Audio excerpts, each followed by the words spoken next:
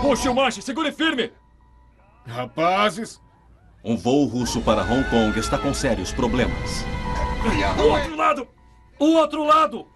Para a esquerda, agora para a direita! A gravidade se tornou uma força mortífera enquanto a tripulação luta para evitar que o avião caia de 10 mil metros.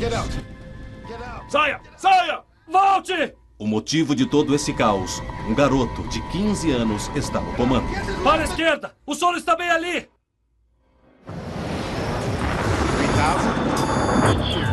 We're not getting any oxygen. We have the terrain alarm. Even Tower Aero Peru 603. We are in an emergency.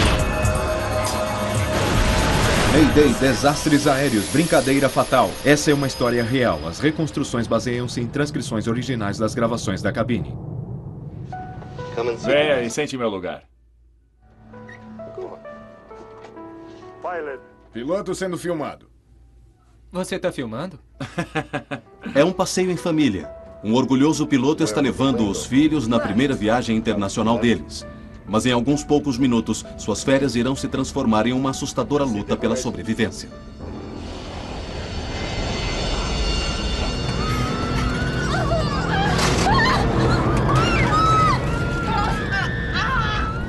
Segure o manche!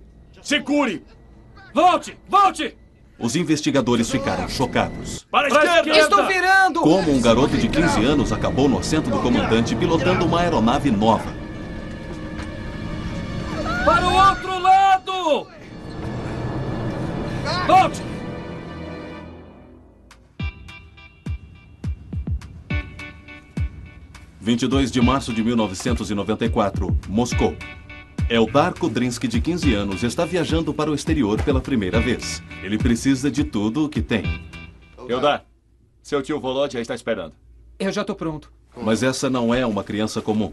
O pai de Eldar é o comandante Yaroslav Kudrinsky, piloto de linha aérea internacional.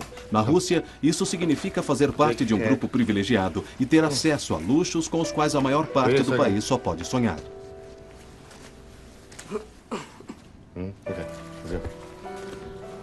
Ah, o comandante está aqui. Agora podemos decolar. E aí, tio Volodya? Oi. A Aeroflot permite que as famílias dos pilotos viajem uma vez por ano com desconto. Por isso, o comandante Kudrinsky está levando seus filhos em umas férias de 4 dias em Hong Kong. Mãe, não vai caber. Qualquer um pensaria que vocês vão viajar por um ano. Nós dois adorávamos viajar. E as crianças também. Eles adoravam conhecer novos lugares, aprender coisas novas. Então surgiu uma oportunidade de acompanhar o pai. E eles a agarraram.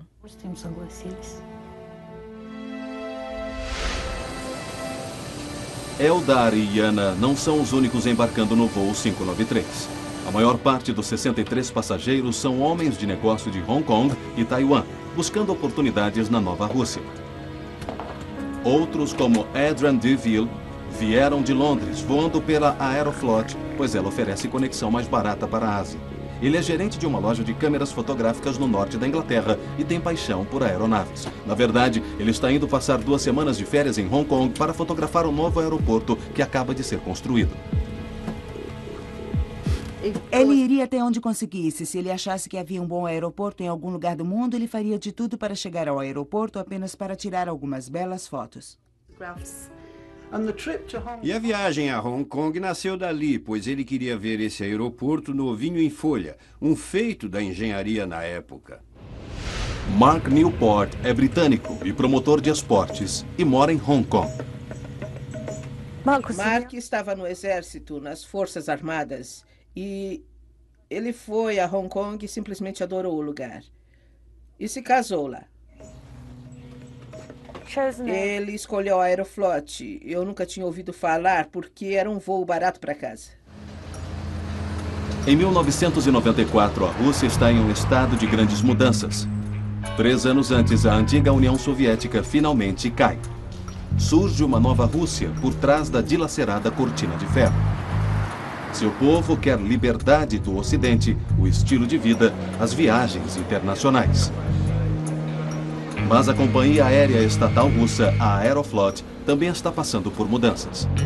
Ela está lutando para comprar 5 novos aviões da empresa francesa Airbus Industrie, o Airbus A310-300, uma aeronave de última geração cujo preço é 70 milhões de dólares. Embora leve menos de 200 passageiros, ela pode voar a uma distância 3 vezes maior do que qualquer uma das maiores aeronaves russas. A A310 é uma aeronave totalmente automatizada com sofisticados sistemas de segurança contra falhas. A Aeroflot espera que isso ajude a melhorar a instável reputação da empresa no tocante à segurança.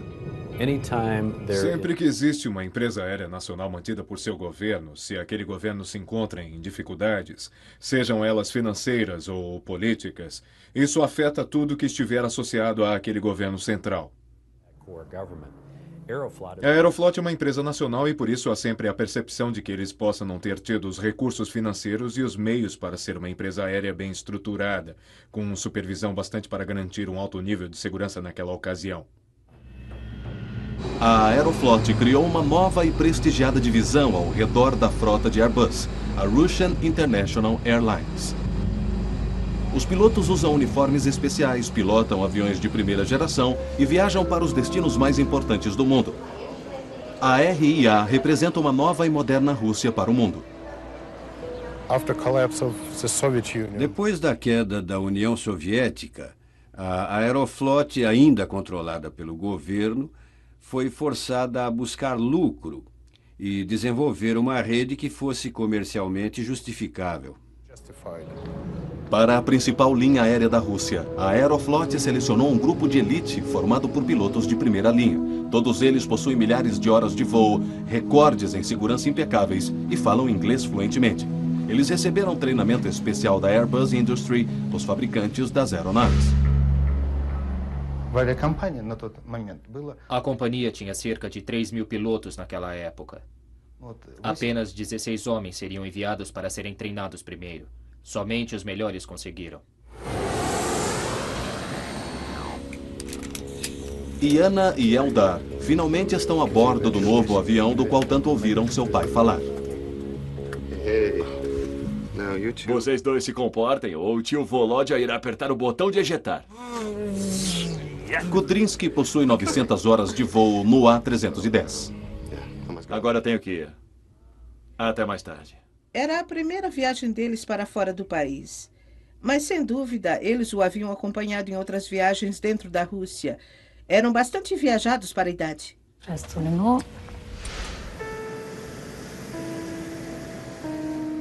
Primeiro, o comandante Danilov irá comandar o voo através do congestionado corredor de voo fora de Moscou. Depois, Kudrinsky, o comandante substituto, assumirá. Ao fazer isso, o copiloto Piskarev se torna seu copiloto. Os três são pilotos de primeira classe. Nesse novo A310, os instrumentos do painel de voo são totalmente computadorizados. Assim como outras aeronaves de primeira geração, ela está equipada com um piloto automático sofisticado, capaz de pilotar o avião durante longos trechos do voo. Rotas internacionais como essa, para Hong Kong, são o que mantém a Aeroflot. Elas trazem moeda forte e preciosa em uma época em que o mercado interno está lutando para ter lucros. O voo 593 decola às 4h39 da tarde, hora local. Em seguida, ele pegará a rota transiberiana, voando em direção leste para a Mongólia e China. É um voo tranquilo. Com apenas 4 horas de voo das 10 horas de viagem, eles acabam de passar por Novosibirsk, na Sibéria, quase no meio do caminho. Mas Eldar e Iana estão muito agitados para dormir. Depois de tirar a aeronave do congestionado espaço aéreo de Moscou, o primeiro comandante Danilov tira um tempo para descansar. Ele transfere o posto para o comandante substituto Kudrinsky, que passará a ser o piloto em comando durante o próximo trecho da viagem. Você tem o controle. Eu tenho o controle.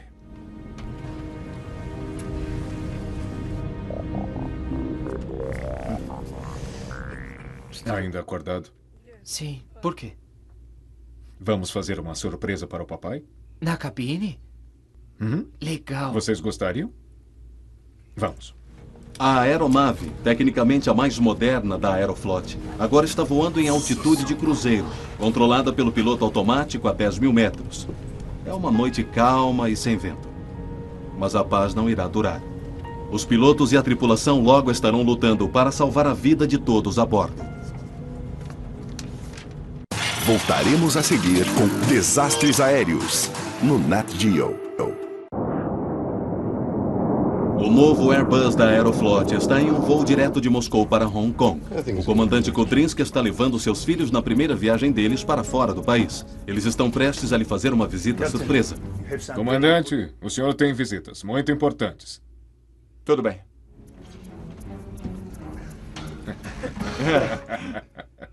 Entrem.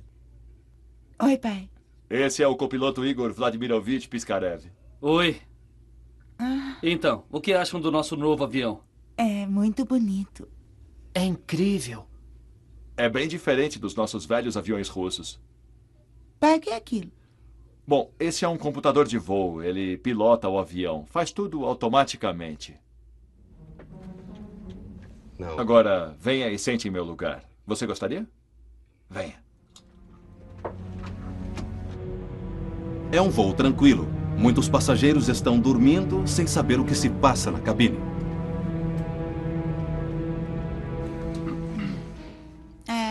Pai, posso virar? Claro. Não. E Ana, você gostaria de pilotar o avião? Não. Coloque suas mãos no manche. Vamos, vamos.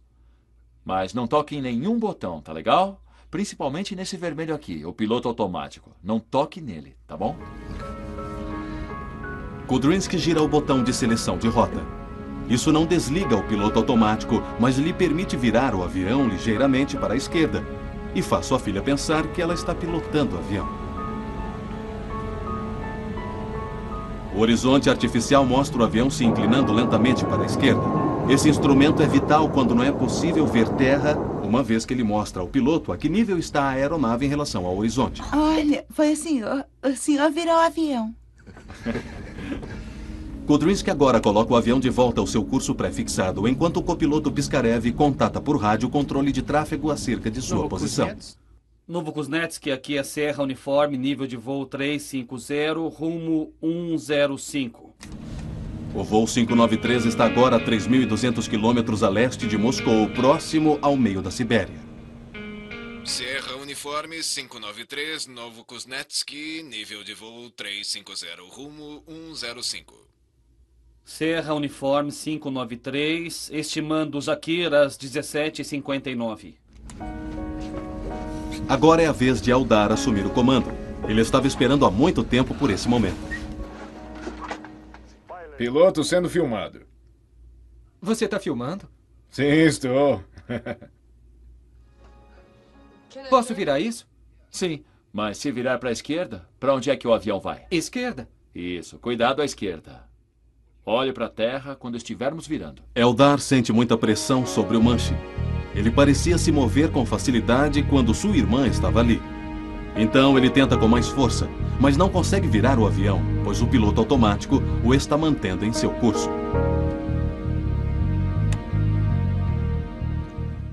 O avião está virando? De repente o manche vira com facilidade. Legal. O avião está virando para a esquerda? Está.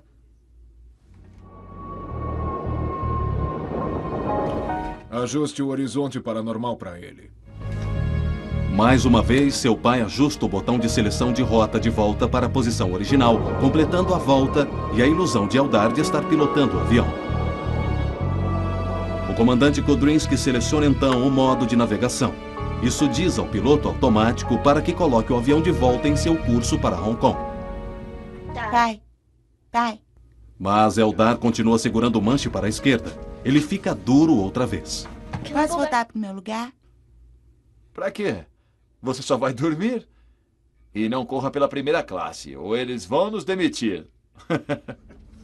Eldar agora vira o manche ligeiramente para a direita, divertindo-se com os controles. Eu vou fazer compras em Temple Street. É um shopping famoso, só que abre à noite.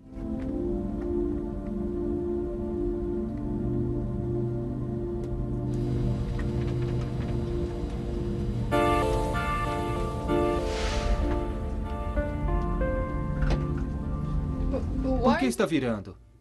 Tá virando sozinho? Está. Faz apenas 3 minutos que Eldar está no assento do piloto. O avião está inclinando acentuadamente. Uma curva que aumenta a inclinação a cada segundo. O avião parece estar virando sozinho, mas ninguém parece saber por quê. Indo para algum tipo de órbita? Procedimento de órbita, um padrão de espera. Mesmo? Claro que sim. Um arco substitui a linha reta de direção na tela. O arco se parece com um avião em um padrão de espera próximo a um aeroporto. Enquanto estudam a tela, o avião continua a virar. Ele agora está inclinando a 45 graus, mais do que seu projeto lhe permite. De repente, as barras indicadoras de atitude de voo desaparecem da tela do horizonte artificial. A tripulação não tem mais qualquer informação acerca de curso ou direção. O avião está voando a 650 km por hora e inclinando-se muito. Assim como um rápido movimento em um carro esporte, o dramático movimento da aeronave começa a empurrar todos em suas poltronas. Rapazes!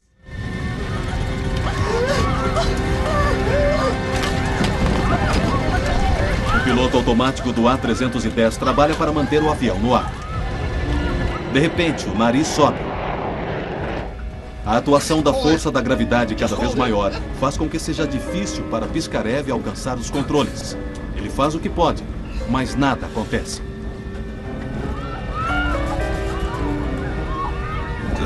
A forte virada de Piskarev para a esquerda não mudou a posição do avião. Certo. Segure o manche. Eldar é o único com as 2 mãos totalmente nos controles. Pro outro lado. Ele consegue seguir apenas as ordens mais básicas. Ele não consegue se levantar, pois a velocidade da virada o está pressionando na cadeira. Pro outro lado. Para a esquerda. Pra esquerda. Agora pra direita. O outro lado. Estou virando para a esquerda. Tudo bem, saia. Faz pouco mais de 4 minutos que Eldar está no assento do piloto e agora ele não consegue sair. Seu corpo está com o dobro do peso normal. Saia. Tudo o que Kudrynsky pode fazer é lutar contra o efeito multiplicativo da força da gravidade. Saia. O voo 593 da Russian International Airlines para Hong Kong está com sérios problemas. Olha o solo! Faz 4 minutos que o filho de 15 anos do piloto está no comando. O avião está virando acentuadamente e perdendo altitude. O outro lado! O comandante Kudrynsky precisa desesperadamente voltar para o assento do piloto, mas ele mal consegue se mexer. O avião está virando de forma tão acentuada e tão rapidamente que a atuação da força da gravidade sobre seu corpo o faz sentir com o dobro de seu peso normal. Todos a bordo sentem agora a força dos dramáticos movimentos do avião. O avião do comandante Danilov está em uma situação crítica, mas ele não consegue chegar à cabine do piloto. Ele também está preso ao assento pelas intensas forças criadas pela excessiva inclinação da aeronave. O avião continua não respondendo. Para deixar a situação ainda mais confusa, um alarme começa a soar. Ele sinaliza o total desligamento do piloto automático. O avião está agora completamente nas mãos de Piskarev e de Eldar. E para piorar ainda mais a situação, há outro alarme. Pro outro lado. O avião está prestes a entrar em stall. À esquerda. Um sistema automático de segurança entra em ação para manter o avião no ar. Ele abaixa o nariz e coloca o Airbus em um mergulho violento para conseguir ganhar velocidade novamente. Olha o solo! O avião mergulha a assustadores 200 metros por segundo. Eles estavam voando a 10 mil metros, mas agora estão caindo depressa. A não ser que façam alguma coisa rapidamente, eles atingirão o solo em menos de 1 minuto. Piskarev puxa o manche com toda a força possível para tirar o Airbus do mergulho. O nariz finalmente sobe e o avião começa a subir rapidamente. Enquanto isso, o copiloto Piskarev continua tentando recobrar o controle da aeronave. Diminua a potência dos motores! Piskarev tirou a aeronave do mergulho, mas ela está subindo rápido demais. Os motores do A310 não têm potência suficiente para empurrá-la quase verticalmente para cima. A velocidade aerodinâmica cai dramaticamente. O avião consegue subir um pouco com dificuldade, mas ele foi levado ao seu limite. À medida que a intensidade da aceleração diminui, Kudrynsky entra em ação. Mas Piskarev estolou o avião. A aeronave cai em parafuso. De 6.000 metros, agora o Airbus está caindo em parafuso em direção ao solo a aterrorizantes 70 metros por segundo. Potência total! Pela primeira vez desde que a crise começou, o comandante e copiloto conseguem trabalhar juntos para salvar o avião. Potência total, não? Consegui. Estamos com potência total. Kudrinski aciona o leme da aeronave, a superfície vertical na cauda, para tentar parar o giro. Velocidade. Não consigo ver. Finalmente o avião parece estar respondendo. Acionando o leme, Kudrinski quase interrompeu o mergulho em parafuso. Saindo. Saindo. Muita velocidade. Diminua um pouco a potência. Depois de uma luta desesperada, os dois pilotos conseguiram tirar o avião de seu giro aterrorizador. Com calma. Eles estão começando a nivelar, mas ainda não estão totalmente no controle. Vamos sair dessa. Tá tudo bem. Calma. Puxa um pouco para trás. Em meio a todo o caos dos últimos minutos, os pilotos não sabem exatamente o quanto eles caíram. De repente, não há mais tempo.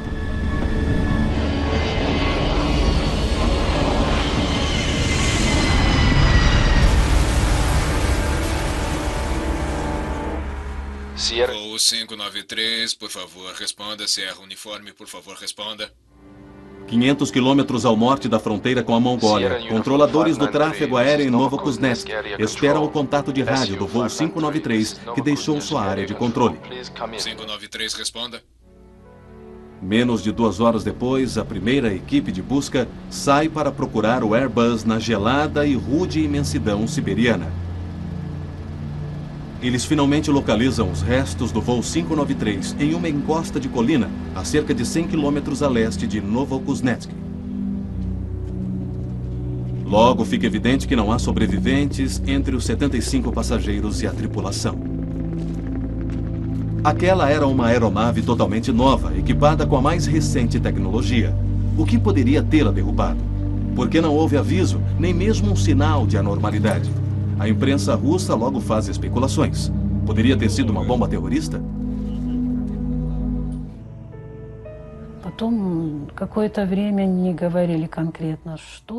Durante algum tempo, eles não me disseram nada específico. E somente no dia seguinte, o diretor da empresa aérea me disse que não havia qualquer esperança. Foi um momento terrível, claro. Terrível. Difícil de acreditar. A Aeroflot leva as famílias dos falecidos a Moscou. Entre elas está Brenda Clark, mãe do passageiro britânico Mark Newport. Lá encontramos nossa nora. Disseram que a área estava isolada, que não podíamos descer até lá. E ela disse: "Vocês podem descer, Brin, pois os chineses estão lá fazendo rituais e coisas assim. Eles estão lá." E foi quando eu soube que haviam mentido para mim, que a área estava isolada. Eu disse a eles: "Eu quero ir até lá e se vocês não me levarem, eu arrumo uma carona." As autoridades os levam ao local do acidente. Famílias de vítimas chinesas lançam pedaços de papel com mensagens escritas. Outras pessoas jogam flores. Foi muito comovente. Tínhamos as flores e as pequenas mensagens escritas naqueles pedaços de papel e as jogaram lá. Foi muito bonito. Os russos levam as famílias até um necrotério em uma cidade próxima do local do acidente, onde permanecem os corpos que foram resgatados. Alguns estão mutilados demais para serem identificados. Eles pedem que as famílias examinem pedaços de roupas que foram recuperados a fim de ajudar na identificação dos corpos. Brenda Clark encontra as fotografias de família de seu filho. Isso a faz sentir um calafrio. Pela primeira vez, ela tem certeza de que ele estava no voo. Tem início a operação de resgate. O governo russo mobiliza 238 soldados, polícia, investigadores e equipes de resgate. Todos no mundo da aviação querem saber como um novíssimo Airbus de última geração pôde cair sem qualquer aviso. Será que os A310 possuem problemas que ninguém conhece? Eles precisam descobrir rapidamente. O investigador-chefe de acidentes, Ivan Mativinsky, é o encarregado dessa tarefa. O local do acidente oferece poucas pistas, mas as que ele tem são intrigantes. Garrafas de champanhes que não se quebraram, uma comissária de bordo com uma máscara de oxigênio e, finalmente, o corpo de pelo menos uma criança jogado na cabine do piloto. O gravador digital de dados de voo da aeronave indica que os motores estavam funcionando quando o avião atingiu o solo. Ele descarta falha no motor. Mas Kivinsky precisa da perícia de um homem que conheça bem o A310. Alguém que também seja capaz de recriar o voo fatídico e descobrir o que exatamente deu errado. Vladimir Biryukov é um experiente piloto de teste e investigador de acidentes no Instituto Gromov, em Moscou. Ele é especialista em Airbus A310.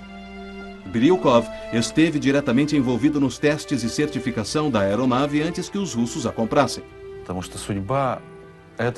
Devido ao destino desse avião, do destino dessa companhia, minha primeira reação foi de choque. Como algo assim pode ter acontecido? Tudo o que eu sabia era que o avião havia caído em algum lugar na Sibéria. Lembro de ter passado uma noite em claro, confuso, tentando imaginar o que poderia ter acontecido e o que poderia ter provocado o acidente. Voltaremos a seguir com Desastres no Nat Geo. Entre.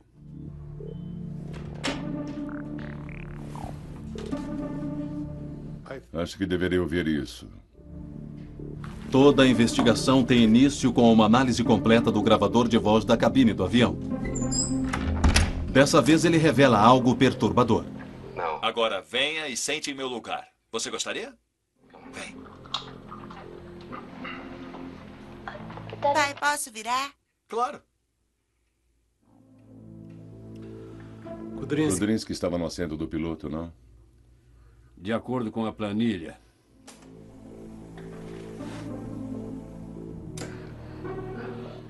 Posso virar isso um pouco? Sim, mas se virar para a esquerda, para onde irá o avião? Esquerda. Não. De novo. Posso virar isso um pouco? Sim, mas se virar para a esquerda, para onde irá o avião? 10 anos atrás era comum a entrada de pessoas na cabine. Claro que desde 11 de setembro isso se tornou muito mais difícil e você irá encontrar portas de cabine trancadas, geralmente durante o voo todo. Cada país determina suas próprias regras a respeito de quem tem autoridade ou acesso à cabine. Em alguns países, isso cabe ao comandante, assim o comandante pode convidar pessoas para entrar na cabine.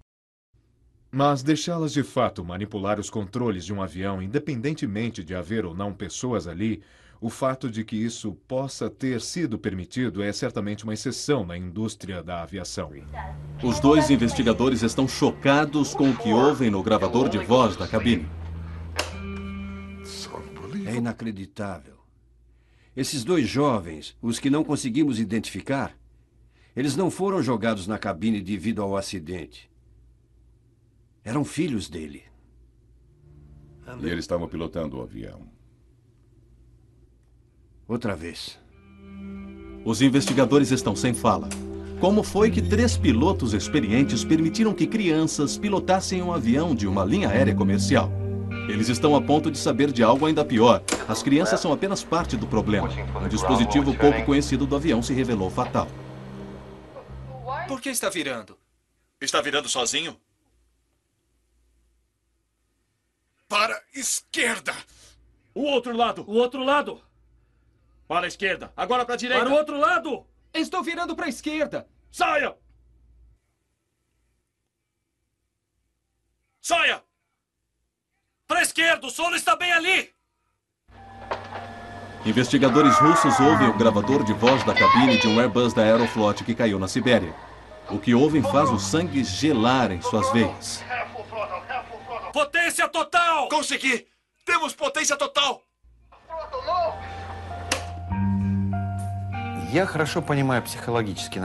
É preciso entender os meandros da mente do pai. Ele está muito orgulhoso do que está fazendo. Ele convida os filhos à cabine. Rigorosamente falando, é uma transgressão, claro. Mas eu sei que transgressões desse tipo de fato acontecem na vida real. Não o estou condenando ou defendendo. O que estou tentando dizer é que nenhum acidente tem uma única causa. Há sempre mais do que uma, todas relacionadas. Mas dessa vez realmente parece haver uma única causa. Uma criança pilotando o avião. E isso abala os mais altos escalões da Aeroflot. Não, eu acho que isso beneficiaria... Os investigadores sentem a pressão. A imprensa soube que Eldar estava no comando. A Aeroflot, tentando melhorar a imagem que tinha na era soviética, quer minimizar o dano. Boris Ryback é consultor aeroespacial em Moscou. Dirigentes e executivos da Aeroflot tentaram, na verdade, ocultar resultados e tentaram reduzir a importância desse acidente, pois foi uma situação muito constrangedora. Os dirigentes da Aeroflot não são os únicos a acompanhar a investigação. A Airbus, a empresa europeia que fabricou o avião, também está bastante interessada. Ivan Efremovich. O que foi? Nada. Se o acidente foi provocado por Eldar, isso isentará a Airbus. Ao mesmo tempo, as famílias enlutadas estão igualmente clamando por respostas. Tem certeza? Para Mashkivinsky e sua equipe, é uma situação difícil. Há sempre mais de uma razão para a queda de um avião, e precisamos encontrá-la. Vou fazer o melhor possível. A reputação dele e a reputação da Airbus, assim como a da Aeroflot, dependem agora da descoberta dessa outra causa. Esse era um voo internacional e tratava-se de uma aeronave construída no Ocidente. Era inevitável que a investigação que seria conduzida pelas autoridades e que o inquérito que seria conduzido pelos advogados dos reclamantes tornassem públicas as informações.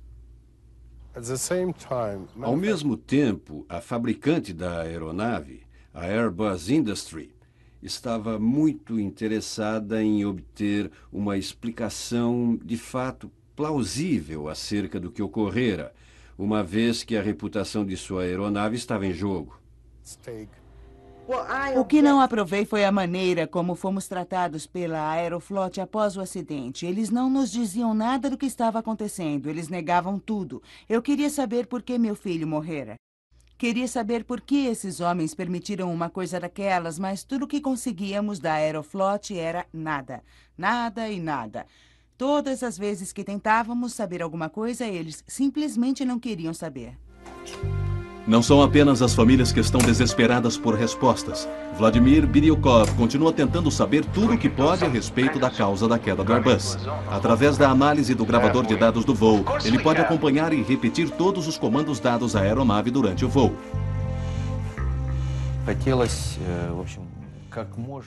Estávamos tentando chegar o mais perto possível da verdade para encontrar a causa, pois esse era o precedente.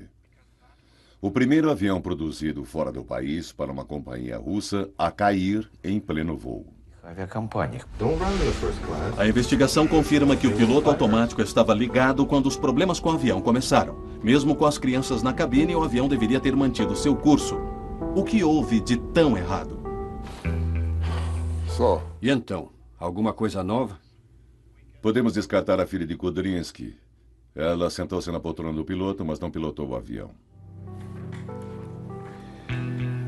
Às 17h47 e 6 segundos, o comandante Kudrinsky lhe pede que não toque na chave do piloto automático. O pai de Yana programou o piloto automático para que virasse, enquanto Yana simplesmente colocava as mãos suavemente sobre os comandos. Foi o senhor que virou. Mas quando Eldar assumiu o comando, Biryukov descobre que alguma coisa dramaticamente diferente aconteceu. Ninguém poderia ter imaginado, nem mesmo os 3 pilotos na cabine. Biryukov pode ter descoberto a peça que faltava. O gravador de dados do voo do avião mostra que 2 minutos e meio antes do acidente, enquanto Eldar estava no comando, o piloto automático é parcialmente desconectado. Esse é o início de todos os problemas do avião. Mas como foi que aquilo aconteceu? piloto automático é um sofisticado computador que controla a velocidade, altitude e direção de uma aeronave. A altitude e a direção são controladas por 3 funções-chave. O leme, que controla os movimentos laterais. O plano estabilizador, que controla o movimento vertical. E os ailerões, para virar. No voo 593, o piloto automático havia se desconectado dos ailerões. Os pilotos automáticos que eram utilizados antigamente tinham um comando único de ligar e desligar. Hoje, nos sofisticados sistemas de gerenciamento de voo, é possível literalmente selecionar partes do piloto automático e desengatá-las, mas não necessariamente desligar totalmente o piloto automático, a menos que você queira. A questão que realmente preocupa o investigador Biryukov é o que levou o piloto automático a ser parcialmente desconectado. Não há menção disso nos registros de voz da cabine. Se esse é um defeito do avião, ele poderia se tornar fatal em voos futuros. A única maneira de saber ao certo é reconstituindo o acidente em um simulador de voo na sede da Airbus Industrie em Toulouse, na França. A experiência de Biryukov como piloto de provas e seu conhecimento minucioso do A310 são cruciais para a investigação. Usando as informações do gravador de dados do voo, Biryukov reconstrói os acontecimentos, começando pelo momento em que o comandante Kudrinsky permite que seu filho esteja no comando. Um copiloto ajudará a refazer as ações de Piskarev. Cuidado à esquerda. Olhe para a terra quando estivermos virando. Ao contrário de sua irmã, Eldar vira ao manche antes que seu pai programe o piloto automático para fazê-lo. Os comandos estão duros porque ele está competindo com o piloto automático. No simulador, Biryukov reproduz todos os movimentos de Eldar.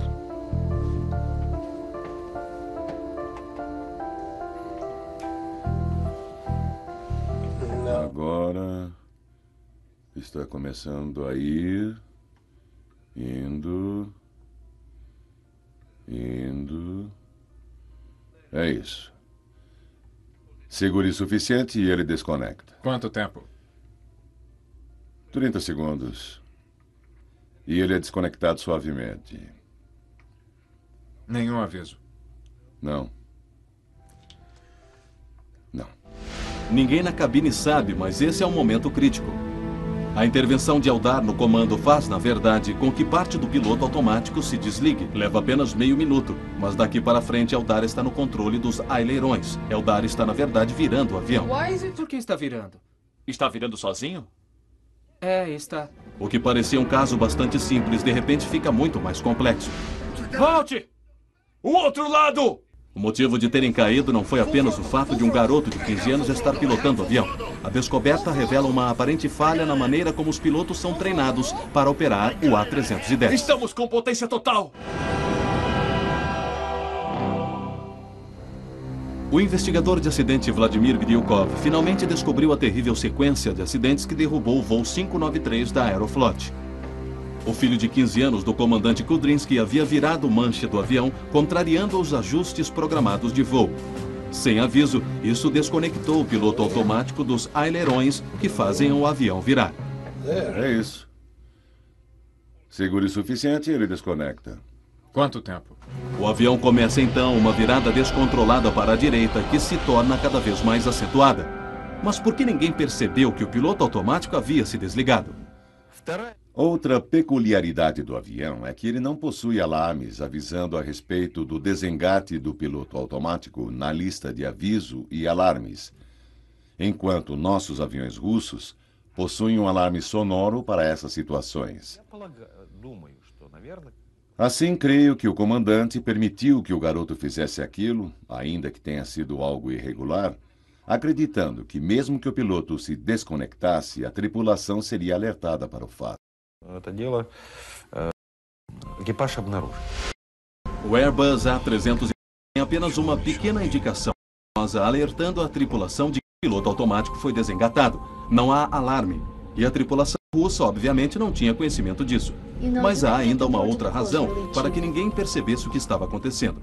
Ao que parece, o piloto automático continuava trabalhando normalmente, uma vez que estava controlando as demais funções do avião. Embora o avião agora estivesse se inclinando, a situação ainda não era crítica. Nesse ponto, se a tripulação tomasse as medidas corretas, poderia ter estabilizado o avião. Eldar é o primeiro a perceber que o horizonte artificial está indicando inclinação. Por que está virando?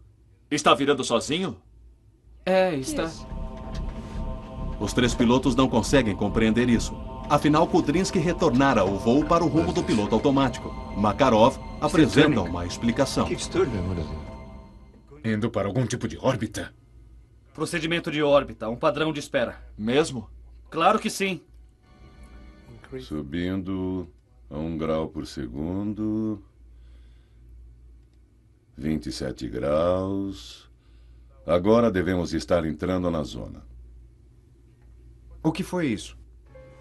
Um estranho arco aparece agora no painel de navegação, semelhante ao curso que o avião tomaria sobrevoando um aeroporto, esperando para aterrissar.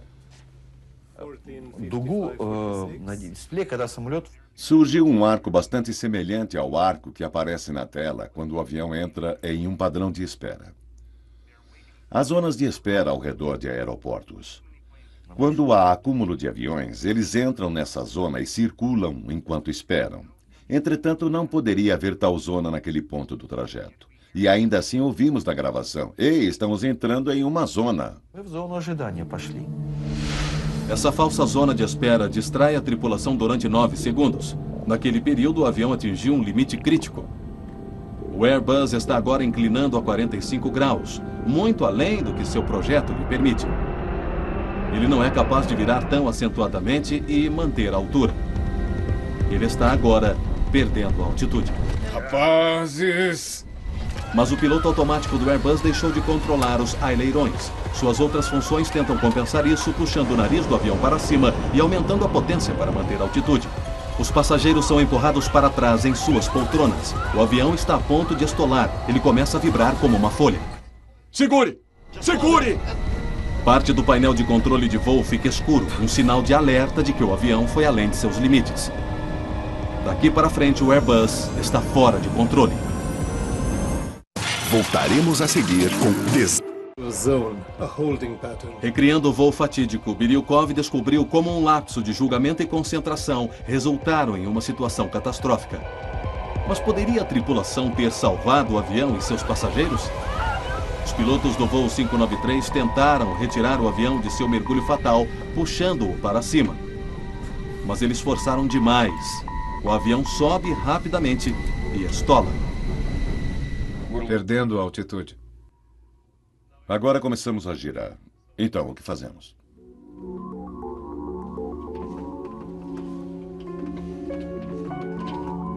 Está saindo do parafuso. Agora estamos nivelando. Em um instante sairemos do mergulho. Tudo o que tinham a fazer era deixar que o avião lidasse com a situação. O avião possui um mecanismo de segurança embutido que não permite que ele entre em stall mesmo em velocidades muito baixas. Mas o piloto precisa saber disso. Não foi culpa da tripulação, mas foi falta de sorte. Pois se alguém não sabe como fazer alguma coisa, nunca lhe foi ensinado, você sem dúvida não pode culpá-lo.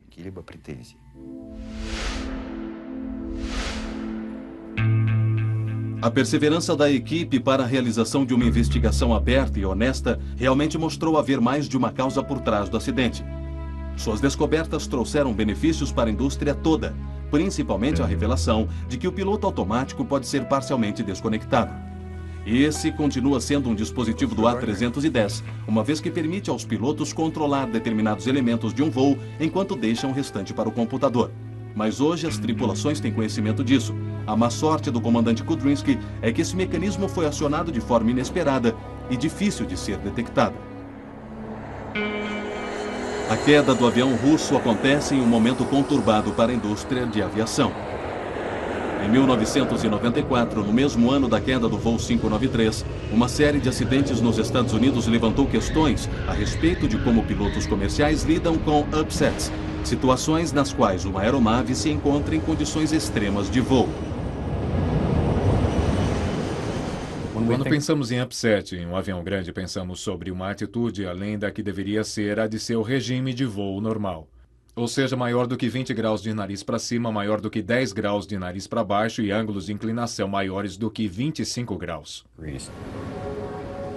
Em menos de um ano, a indústria começou a oferecer a pilotos treinamento de atualização para situações de emergência, ensinando-lhes habilidades para dominar situações extremas como aquela do voo 593. A tragédia de uma viagem a Hong Kong pode ter contribuído de alguma forma para a segurança de outros passageiros e de outras tripulações. Mas para os pais e amigos daqueles a bordo, o que aconteceu aquela noite não sai da cabeça. O corpo de Adrian Deville foi um dos 22 que nunca foram identificados. Os restos mortais dos passageiros foram cremados juntos pelas autoridades russas. Para mim, ele estava dormindo e é assim que eu lido com isso. Ele não se deu muita conta do que aconteceu. A tripulação do Airbus está sepultada no cemitério de Mitinskov, em Moscou, em um túmulo de herói, próximo ao dos bombeiros que morreram na usina nuclear de Chernobyl. Yana e Eldar estão ao lado do pai.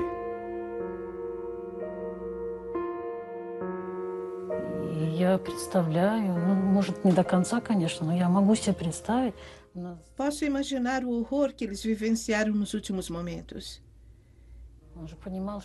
Ele sabia que não apenas todas aquelas pessoas dependiam dele, mas também seus próprios filhos. Sim, foi uma transgressão. Sim, ele fez aquilo. Mas da forma como tudo aconteceu, foi apenas um acidente anormal, uma estranha coincidência.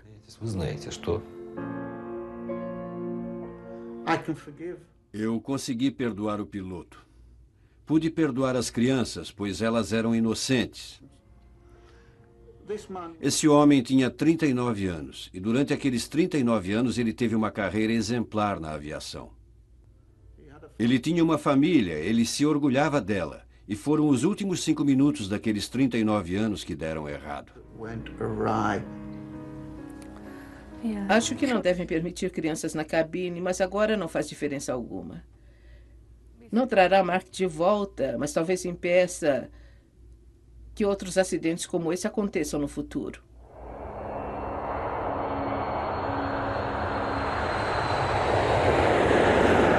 Versão brasileira Centauro.